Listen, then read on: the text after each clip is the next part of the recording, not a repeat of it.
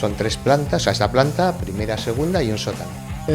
Cada planta 45, 47, más un choco aquí abajo serían 190 metros. Un patio trasero que tenéis ahí que está unos 20 metros cuadrados, está bien, da espacio.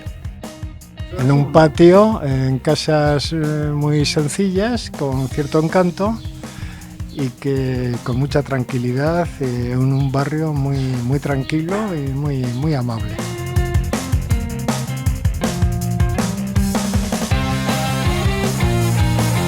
Ahora están rehabilitadas y con muchos colores, pero durante mucho tiempo y después de, por ejemplo, de la guerra, pues estaba en malas condiciones. En un momento eran unifamiliares, cada chalet era unifamiliar, que luego con el paso del tiempo, los años 50, 60, se dividieron en plantas. Entonces, de cada vivienda sacaron 3 viviendas.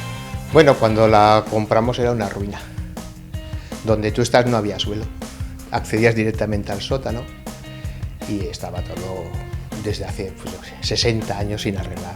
Nosotros, cuando vinimos aquí a vivir, entramos en el primer piso, luego compramos el segundo, y luego cuando fallecieron los vecinos de la planta baja, compramos ya toda la casa.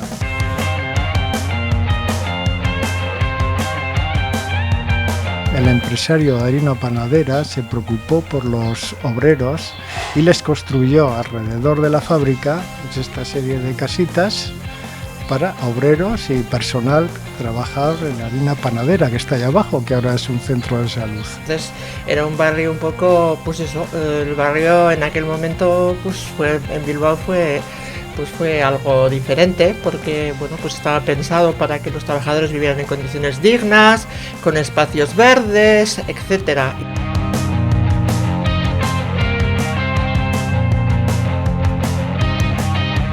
Cuando la vimos, la primera que vimos el cartel de Se Vende, tardamos 72 horas en presentar todo.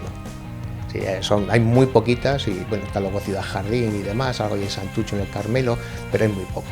De luz estupendo, esta está orientada al este, aquí a la mañana y luego a la tarde da en el otro lado.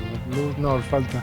Y al ser casas alrededor que son bajas, la luz entra bastante bien. La verdad que tienes espacio para todo, para el bricolaje, para colgar la ropa, para lo que sea necesario. La verdad que es un lujo esto en Bilbao.